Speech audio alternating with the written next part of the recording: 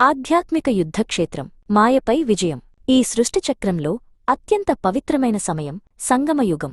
పాత ప్రపంచం అంతమై కొత్త ప్రపంచం ఉదయించే ఈ సంధికాలంలో ప్రతి ఆత్మ ఒక ఆధ్యాత్మిక యోధుడిలా మేల్కొనాలి. ధ్రువ్ అనే యువకుడు తన అంతరంగానికి బాహ్య ప్రపంచానికి మధ్య ఉన్న ఈ యుద్ధాన్ని గమనిస్తున్నాడు. ఇది కత్తులతో చేసే యుద్ధం కాదు, సంస్కారాలతో చేసే పోరాటం. ధ్రువ్ తన ఆధ్యాత్మిక గురువైన స్థిరం దగ్గరకు వెళ్లాడు. మిత్రమా, ఈ యుద్ధంలో ఆయుధాలు ఏమిటి అని అడిగాడు.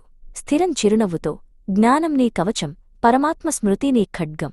మాయ నిన్ను అనేక రూపాల్లో భ్రమింపజేస్తుంది, కాని నీవు యోగివి అని గుర్తుంచుకో అని వివరించాడు. ధ్రువ్ తన ప్రయాణాన్ని ప్రారంభించగానే మాయ తన విన్యాసాలను మొదలుపెట్టింది.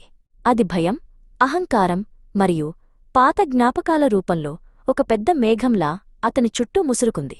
అది అతని మనసులో సందేహాలను సృష్టించడానికి ప్రయత్నించింది. పరిస్థితులు కఠినంగా మారాయి. చుట్టూ ఉన్న ప్రపంచం అతన్ని కించపరిచింది, ఆటంకాలు సృష్టించింది. ఒక క్షణం ధ్రువ్ అడుగు తడబడింది. మాయ అతనిని బలహీనుడిని చేయడానికి తన సర్వశక్తులను ఒడ్డింది. నేను దీనిని ఎదుర్కోగలనా అన్న ప్రశ్న అతనిలో తలెత్తింది. సరిగ్గా అప్పుడే ధ్రువ్ తన తండ్రి అయిన శివబాబాను స్మరించుకున్నాడు. పైన ఉన్న పరమధామం నుండి ఒక సుందరమైన జ్యోతిబిందువు నుండి కాంతి కిరణాలు అతనిపై పడ్డాయి. ఆ కాంతిలో అతనికి అనంతమైన శక్తి లభించింది. నేను ఒంటరిని కాను, సర్వశక్తిమంతుడు నాతో ఉన్నాడు అని అతను గట్టిగా నిశ్చయించుకున్నాడు. స్థిరన్ అతనికి ఒక ముఖ్యమైన రహస్యాన్ని గుర్తుచేశాడు. ఏ పరిస్థితి వచ్చినా అచల్ అడోల్ స్థితిని కలిగి ఉండు, అంటే కదలని వణకని స్థితి. ధ్రువ్ తన మనస్సును స్థిరం చేసుకున్నాడు.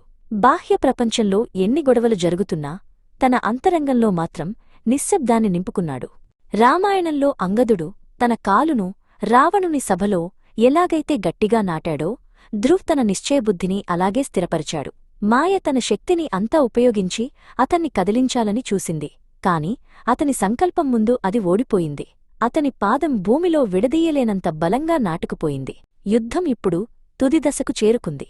ధ్రువ్ తన దేహభావనను వదిలి తాను ఒక వెలుగు బిందువునని, ఆత్మనని అనుభవం చేసుకున్నాడు. పరమాత్మ స్మృతిలో మునిగిపోవడమే మాయను జయించడానికి ఉన్న ఏకైక మార్గమని అతను గ్రహించాడు. ఆ స్థితిలో అతనికి ఏ భయం లేదు, ఏ కోరిక లేదు. మాయ ఇప్పుడు పూర్తిగా మాయమైపోయింది. ధ్రువ్ మాయాజీత్ అయ్యాడు, అంటే తన మనస్సును, ఇంద్రియాలను గెలిచిన విజేత. మాయ ఓడిపోయి ఒక దాసిలా అతని ముందు మోకరిల్లింది. మాయపై విజయం సాధించిన ధ్రువ్ ఇప్పుడు జగజ్జీత్ అయ్యాడు, అంటే ప్రపంచాన్ని జయించినవాడు. తన స్థిరత్వంతో, పవిత్రతతో అతను ప్రపంచానికి శాంతిని పంచుతున్నాడు. సంగమయుగపు ఈ ఆధ్యాత్మిక యుద్ధంలో విజయం సాధించి అతను రాబోయే సత్యయుగానికి మహారాజుగా సిద్ధమయ్యాడు.